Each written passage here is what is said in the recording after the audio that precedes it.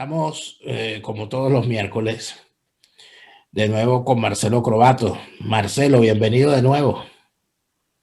Gracias, Daniel. Saludos a todos. Hay una película, Marcelo, que no sé si la viste, que se llama Bastardo sin Gloria. Es una película de Quentin Tarantino donde se fantasea con una acción hecha por un comando especial que en época de Hitler decide, ese comando recibe la orden de exterminar al alto mando nazi, incluyendo a Hitler, y lo logra. Por supuesto, es una fábula.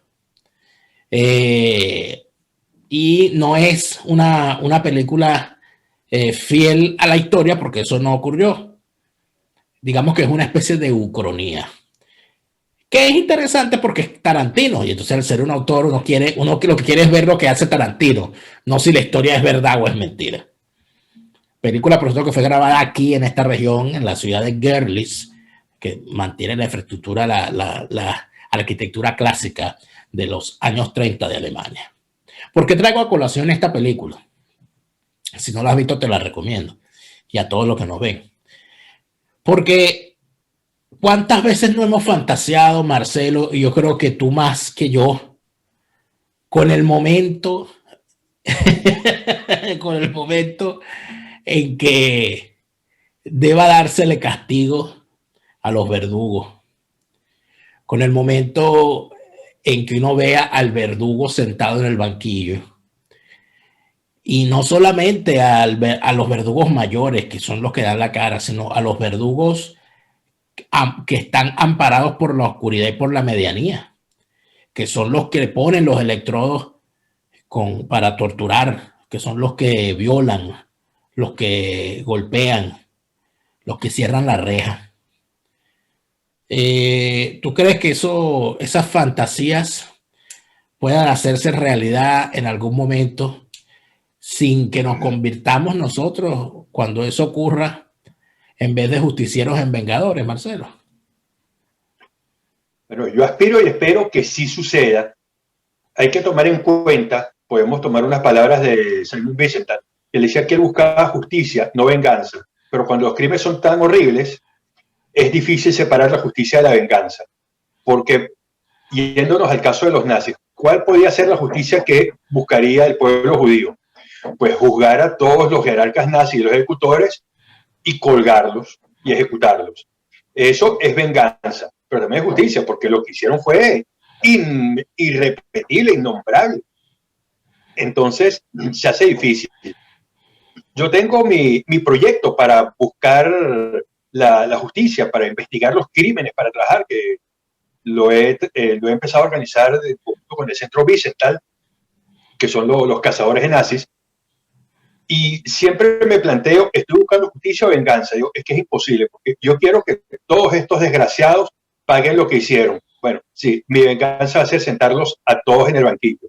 Lamentablemente en Venezuela hay límites, como una vez hablamos, para las penas, y la pena máxima es de 30 años. Entonces, si vamos a jugar a alguien por 10 asesinatos, que cada uno merecería 30 años, no son 300 años, son 30. No es como Estados Unidos, que pueden condenarte a 10 cadenas perpetuas. Entonces, tú sabes que no sale, pues tienes que nacer, morir, volver a nacer, morir, volver a nacer, para ver si puedes salir de la cárcel.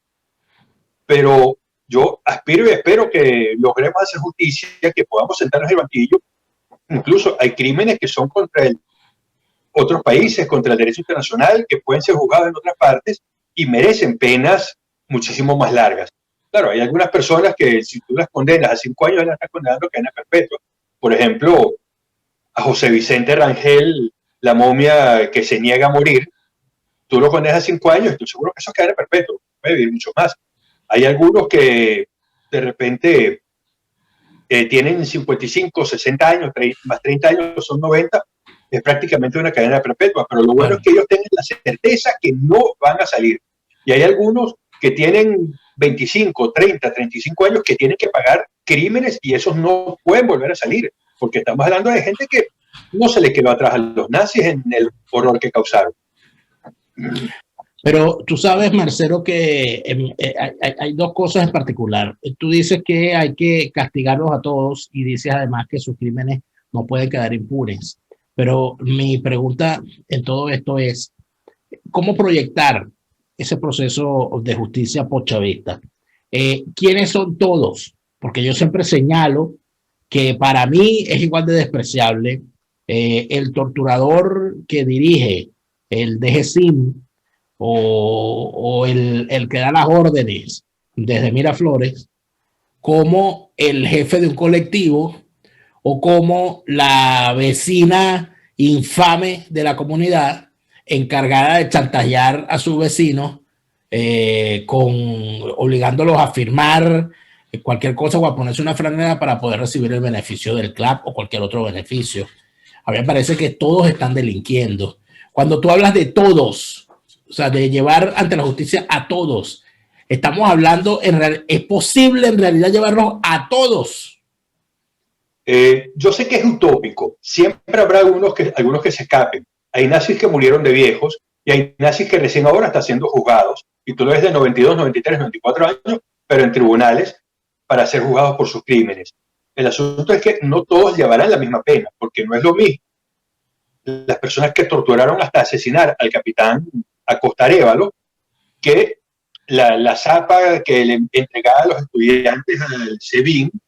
Por ejemplo, en Chacao tenemos ya precisadas 3 personas que hacían eso y uno en Altamira. Bueno, esas personas tienen que tener un castigo, pero obviamente no tienen que ir 30 años a la cárcel como los que asesinaron al capitán Acosta Arévalo. ¿Te refieres a delatores, a gente que delató a protestantes, a manifestantes para entregárselos al SEBIN?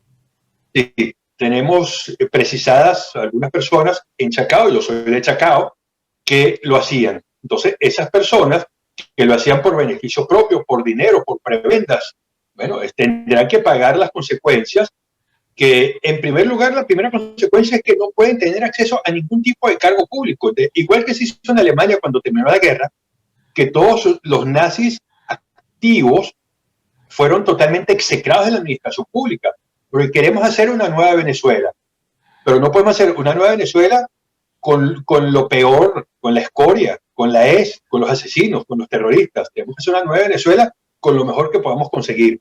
Entonces, lo primero es que tienen que quedar execrados.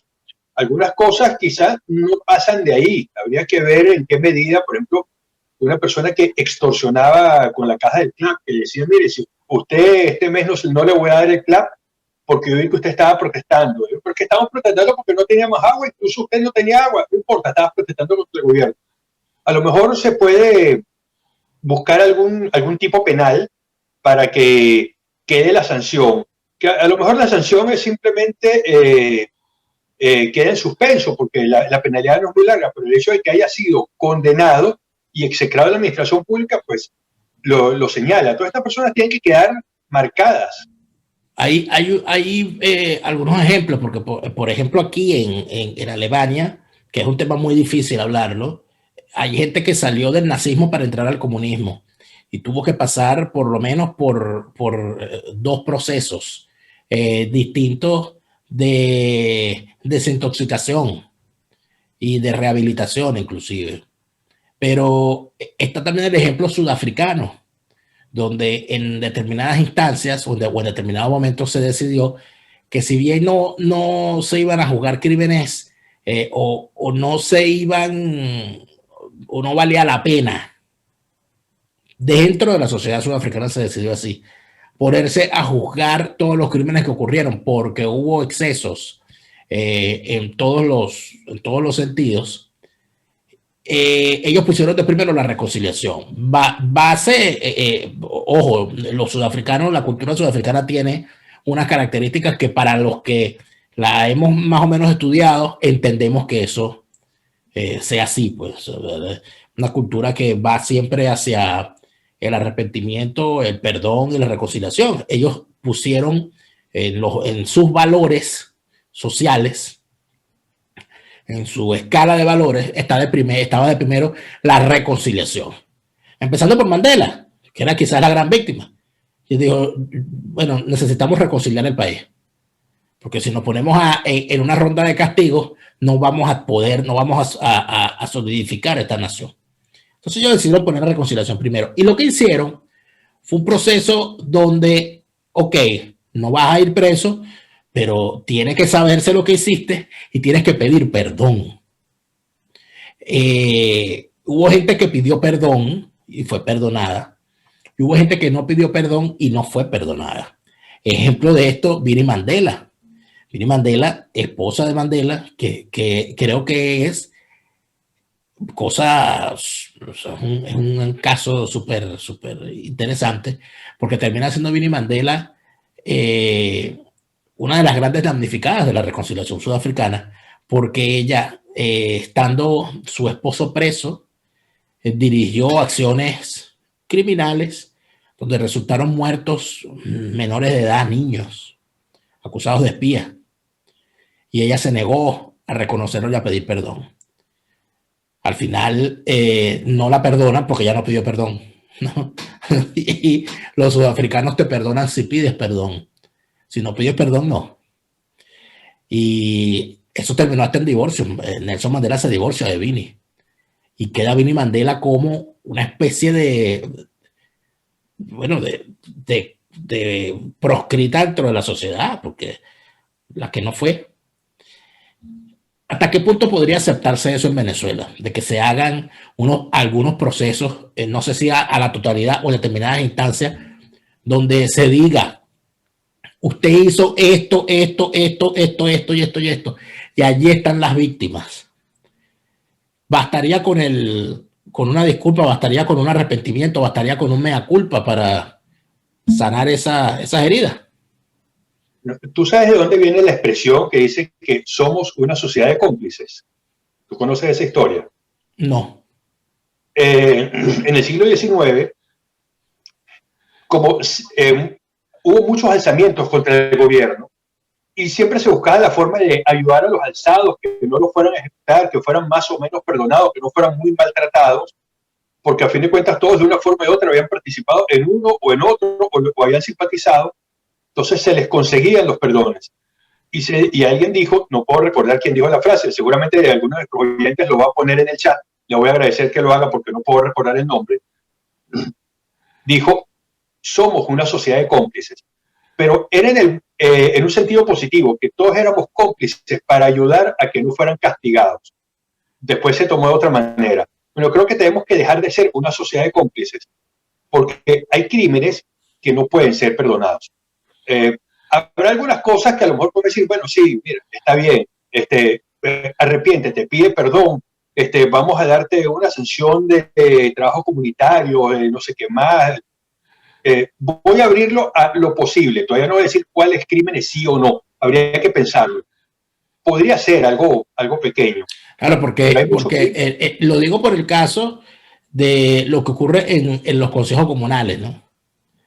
Donde se ha dividido comunidades prácticamente, donde vecinos de toda la vida han terminado como enemigos, teniendo el enemigo adentro, poniendo a la comunidad a pelear entre ellos, ¿no? Y si bien cada quien es responsable de sus actos, ha habido una intención aviesa del Estado chavista, de poner a los vecinos a pelear. Quizá una sanción moral en el caso de las comunidades sea más importante que un carcelazo, ¿no? Bueno, es posible. No yo te pongo este ejemplo, ¿no? Que un vecino en una comunidad haya sido enemigo de todos sus vecinos a través del consejo comunal y que deba la comunidad decidir si esa persona puede o no seguir viviendo allí. Es posible. Eso es una fórmula. Porque va a ser muy difícil juzgar a todos, pero obviamente todos tienen que tener por lo menos la mínima sanción de quedar proscritos para siempre de la administración pública y también de la educación, porque termina siendo que estos propagandistas en los colegios adoctrinan a los muchachos para hacer resurgir el crimen. En Alemania, hacer así, Heil Hitler, es un crimen. Claro. Puedes ir a la cárcel por eso. Por ponerte una cruz gamada, puedes ir preso. Por eso los neonazis sacaron el saludo 88, porque la H es la octava letra del alfabeto. Entonces, cuando ellos dicen 88, es Heil Hitler, que también tiene ciertas connotaciones con la guerra, porque uno de los aviones más importantes de bombarderos que usaron los alemanes era el Junkers U-88, y también el 88 era el cañón más conocido, antiaéreo y antitanque. Entonces, tiene varias connotaciones. Debe ser 88 porque si alguien dice Heil Hitler, más tarde en decirlo que en terminar en una comisaría y preso, porque eso no se lo perdona. Claro, sí. Un delito. Entonces, hay que prohibirlo, así como Polonia, Ucrania, Estonia, Letonia, Lituania, una cantidad de países exsoviéticos han prohibido de la misma manera el comunismo. Y usar un símbolo comunista es un crimen, como en Alemania usar un símbolo nazi. Bueno, eso tiene que aplicarse. Hay otro ejemplo de estos procesos, a ver qué te parece. En el caso de Ruanda, en el caso del genocidio ruandés, hay una, y aquí voy directo con respecto a los medios de comunicación, hay una mujer que dirigía era la voz más conocida de la emisora Mil Colinas, Radio Mil Colinas. Radio Mil Colinas era una emisora donde los supremacistas de la etnia que estaba alzada asesinando a la etnia rival, utilizaban esa emisora para insuflar los ánimos y para dar órdenes. Y esta señora era la encargada de ordenar hacia dónde dirigirse. Entonces decían, en el pueblo tal está llena de cucarachas. Ella utilizaba el término cucarachas para deshumanizar a las víctimas. Y decía, está lleno de cucarachas. Vayan con sus instrumentos y aplasten a las cucarachas. Esa era su forma. Esa señora estuvo, ese genocidio, recuerda que duró un mes y esa señora estuvo todo ese tiempo. Esa mujer está viva y está presa. Ya está condenada a prisión de por vida, pero dentro de su condena, además de esto, además está presa, su condena incluye hacer labores de divulgación de lo que ella hizo. Es decir, la señora está obligada a dar entrevistas. La señora está obligada a dar charlas dentro de la cárcel sobre lo que hizo, sobre su arrepentimiento, sobre por qué estuvo mal lo que hizo, etcétera. Y hay distintas cuestiones. ¿Qué te parece eso a ti, en particular con el chavismo? Porque el gran peligro que hay, y eso que estabas diciendo sobre Alemania, lo vinculo con lo de Ruanda, que el gran miedo que hay, ¿verdad?, es que al haber sido al haber hecho atrocidades contra seres humanos distintos, la principal preocupación es que no vuelva a ocurrir. ¿Cómo hacemos para que ese proceso de justicia en Venezuela, luego del postchavismo, nos ayude a que el chavismo no regrese?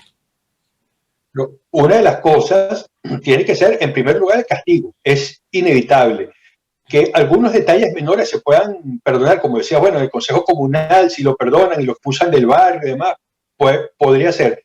Pero el castigo es indispensable. Yo siempre he sostenido, como abogado penalista, que es la certeza del castigo y no la dureza del castigo lo que disuade del crimen.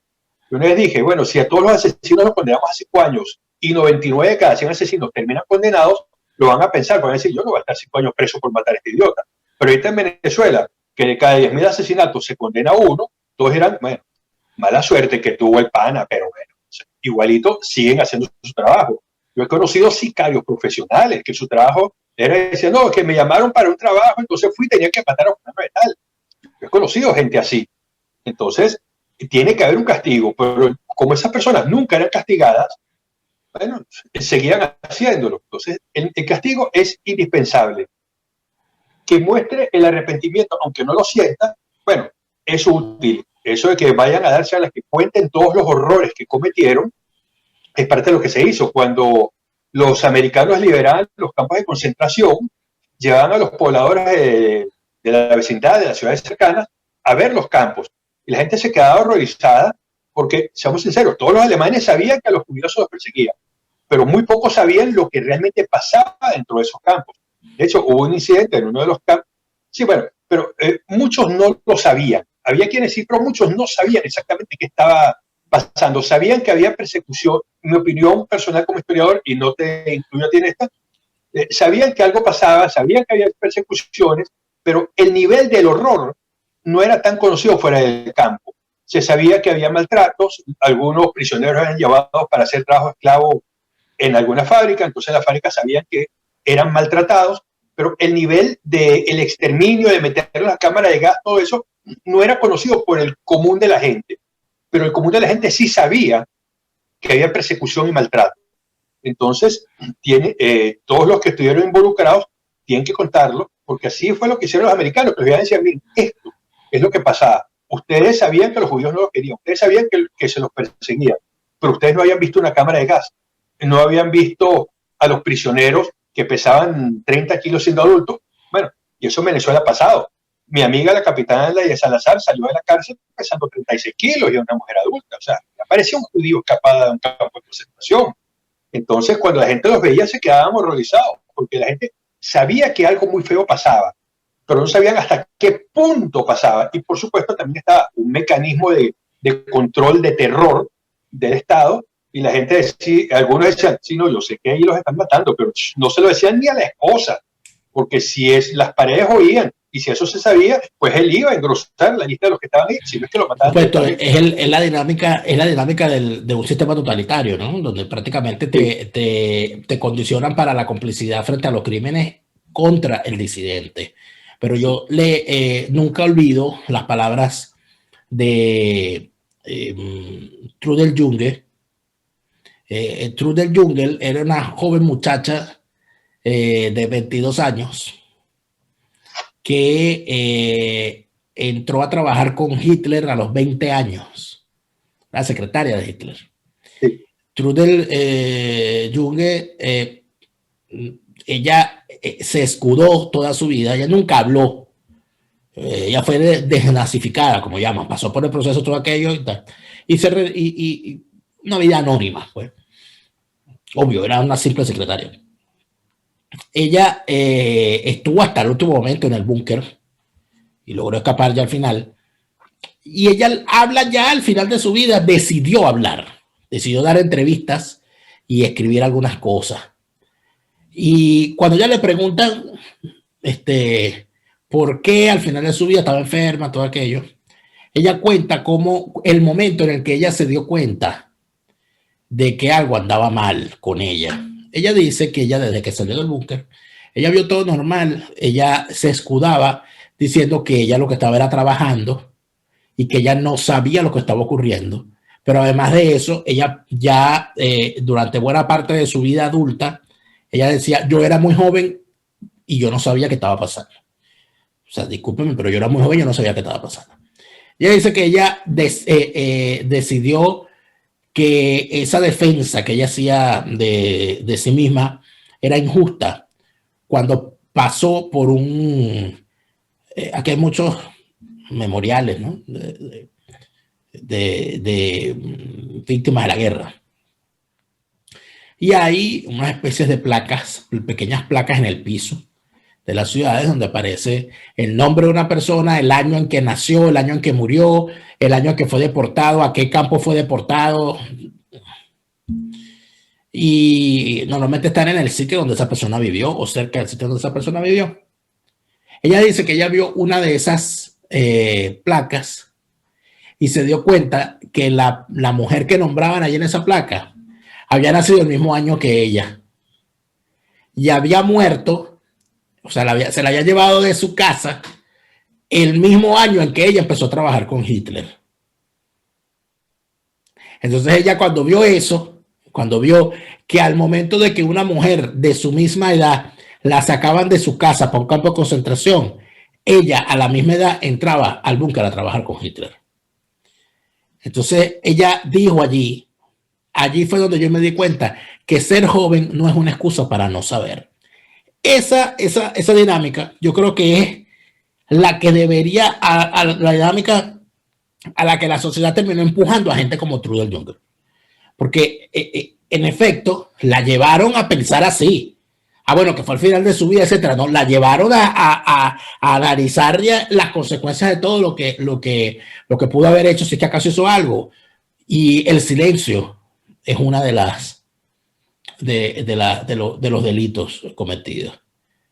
yo creo que el reto es ese, Marcelo, construir un sistema de justicia que lleve a la gente a eso, a darse cuenta del daño que hizo. No, yo lo que hice fue votar por Chávez, yo voté por Chávez. Y bueno, yo fui, sí, no, yo chocaba, sí, gritaba, así es que se gobierna, pero yo no maté a nadie. Pero tu voto como que hizo daño, ¿no?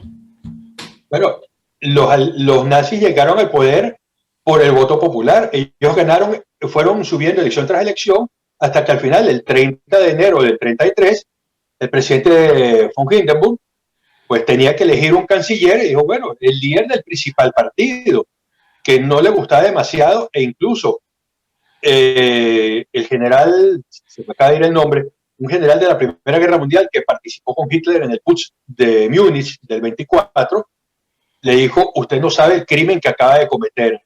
Ludendorff, el general Ludendorff, le dijo, usted no sabe el crimen que acaba de cometer. Pero la elección era más o menos lógica, porque uno decía, bueno, o sea, el líder del principal partido debe ser una persona que pueda ayudar a gobernar. Entonces, todos los que votaron fueron parte del desastre, aunque no pasaron de ahí, pero dice, bueno, todos tienen su pequeña responsabilidad. Lamentablemente, algo característico en Venezuela y en Latinoamérica es que las personas no se sienten responsables por los desastres que hacen los gobernantes por los cuales votan. Yo, muy pocos de aquellos por los que he votado han ganado. Así que afortunadamente tengo poca responsabilidad, pero algunos sí han ganado y bueno, lo han hecho ahí, aceptablemente. Creo que no ha sido tan terrible, pero Ahora, ningún presidente ha ganado por mi voto. hemos hablado, ya has mencionado los castigos, lo que se debería hacer y las consecuencias que debería traer para los juzgados. Ahora mi pregunta es, ¿y las víctimas no merecen una reparación? Sí, ahora es difícil establecer eh, exactamente hasta qué punto son víctimas. Todos son víctimas, pero ¿cuántos pueden pedir una reparación? Por ejemplo, un preso político que haya sido llevado sin pruebas y se le haya montado un caso y se le haya torturado, etcétera, no puede pedir una reparación al Estado venezolano por haberle hecho lo que le hicieron. Obviamente, todos ellos deben recibir una reparación. Un Y seguro que ex hace años empleado, a decir, y tú también, sí, yo también fui preso político, alguna reparación corresponde. Pero tú dices, por ejemplo, los 6,5 millones de exiliados. ¿Cuántos pueden decir, mira, es que me corresponde una reparación? Mira, es difícil, tú te fuiste porque quisiste. Claro, la situación era terrible. Tú te fuiste para salvar tu vida, pero es difícil hablar de reparar. Quizá la reparación para todos estos casos sea decirle, mira, te traemos a Venezuela y te daremos algún incentivo fiscal, alguna facilidad de estudio o algo para que puedas ayudar a reconstruir. Pero decir, vamos a darte una indemnización económica, eso está muy difícil. claro, pero me refiero a las víctimas directas, ¿no? Por Sí. supuesto que hay daños colaterales y es evidente que la gran mayoría de los que se han tenido o que nos hemos tenido que ir de Venezuela, somos muy pocos los que nos hemos ido por razones políticas particulares. Y probablemente muchos de los que nos hemos ido por razones políticas particulares no nos hemos ido habiendo sido víctimas en el buen sentido, sino quizá tratando de evitar convertirnos en víctimas. O sea, yo me voy antes que me metan preso, yo me voy antes que me maten, yo me voy antes que me lleguen, yo me siento muy perseguido, prefiero irme. Pero en el caso, por ejemplo, de la gente que votaron de PDVSA sin pagarle sus prestaciones de ley, por decir algo. El caso de los militares a los cuales les abrieron consejos de investigación por haberse pronunciado en contra del régimen y les coartaron su carrera. Allí no meritaría algún tipo de reparación. Bueno, los votados de PDVSA, lo primero que merecen es que les paguen sus prestaciones porque eso es de ellos. O sea, ahí eso es indiscutible. Incluso deberían pedirla ajustada, quizá dolarizada. Los militares que le cortaron su carrera, quiere decir, bueno, yo era mayor, me faltaban tantos años de carrera, bueno, indemnízale esos años de carrera. No vas a poder indemnizarle las estrellas, no vas a poder decirle por los soles, decirle, mira, acá vamos a poner el sol general, bueno, no corresponderá. Pero sí, hay muchas personas que sí ameritan porque fueron víctimas directas. ¿Qué podemos decir, por ejemplo, de la mamá de Oscar Pérez, de la mamá de Neomar? O sea, ¿qué dolor puede haber más grande que te asesinen a tu hijo? Yo conozco a la mamá de Neomar Lander, entonces yo he hablado con ella, digo que yo le digo, no sé lo que sientes, pero puedo imaginarlo, porque si le hiciesen algo a uno de mis hijos, a mí me da de todo, y al que lo hizo lo mato. O sea, ahí yo no voy a esperar mucha justicia ni mucho nada. O sea, yo perdería totalmente los estribos si tocan a uno de mis hijos. Entonces, ¿cuánto le puedes indemnizar? No sé, todo lo que le des es insuficiente. ¿Cuánto vale un hijo? Pero hay cosas que sí pueden contabilizarse, hay personas que sí merecen. De hecho, sé que hubo en consideración en la Asamblea Nacional un proyecto para dar ciertas indemnizaciones a los presos políticos.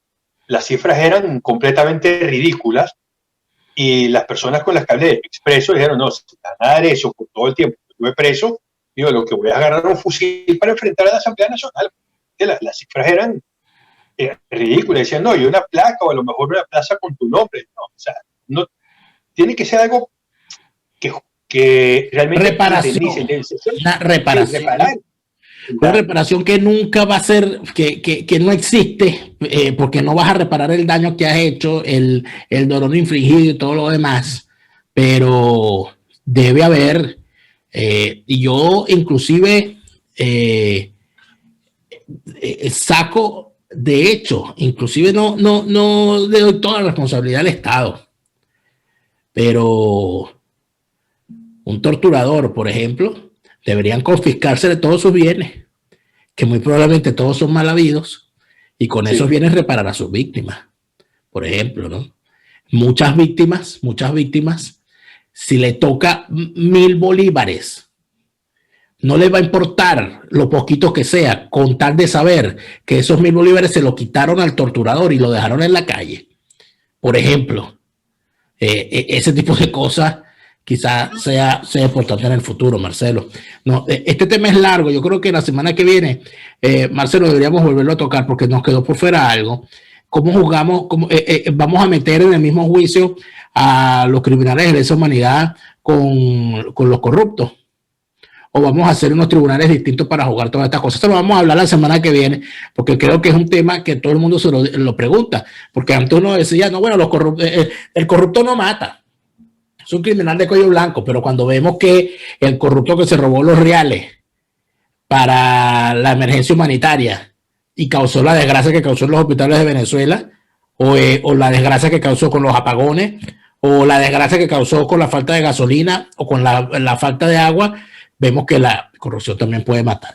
Pero de eso vamos a hablar la semana que viene, Marcelo. Muchas gracias.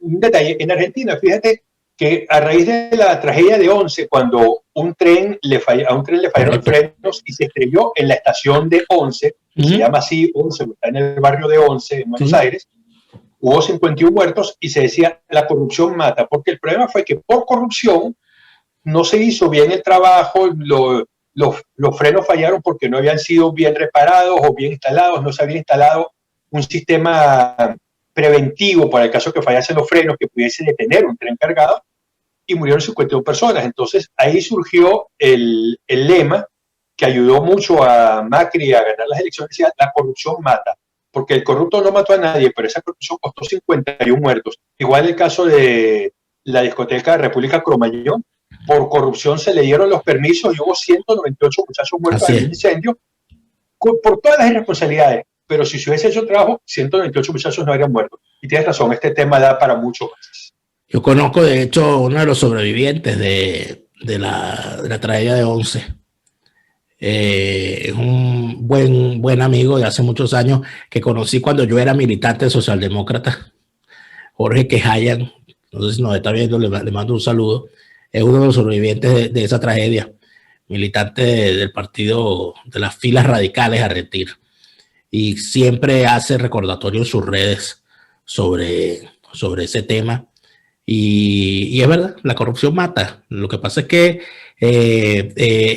la corrupción de verdad, de eso que decían de ladrones de guantes, ¿no? Guantes blancos, sí, guantes de seda, ladrones con guantes de seda. O sea, la corrupción mata con guantes de seda. Y muchas veces no deja huellas, pero de que mata, mata. De eso vamos a hablar la semana que viene. Muchas gracias, Marcelo. Claro, gracias, Daniel. Saludos a todos. Espero que les haya gustado el programa. No se pierdan la próxima semana, que va a estar mejor todavía.